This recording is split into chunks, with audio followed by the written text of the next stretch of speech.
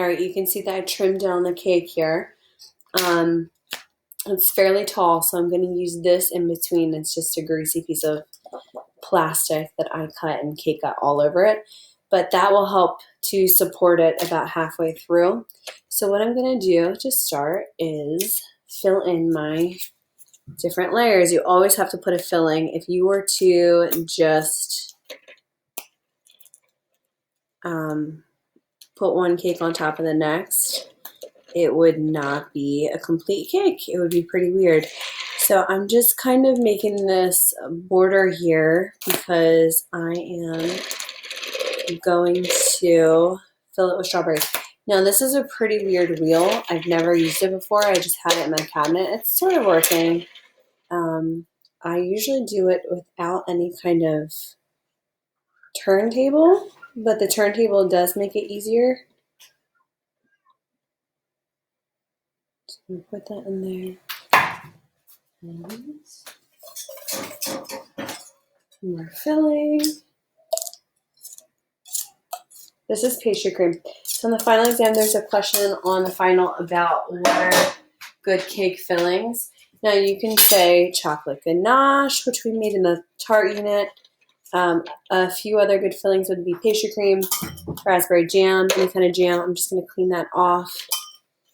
And just plain buttercream. So I have the fruit here and I have the buttercream border. So I'm going to just stack the next one. And you can see it's kind of coming out. I'm going to clean that up. I'm going to do my little border again. The taller the better, I've noticed, and I've done this before.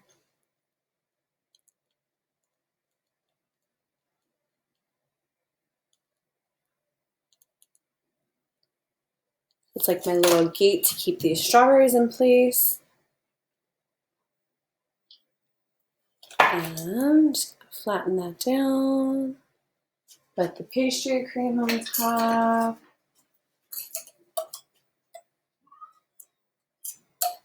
Okay. And then I'll put the next cake layer on top. And at this point, after this layer, I need a little tiny piece of plastic. So I'm going to put the plastic down. What I'm going to do actually is ice this slightly.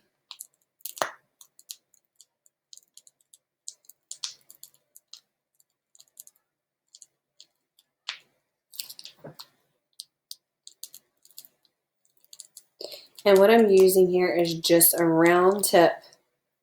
It's just, you can't see it, but it's just a circle tip.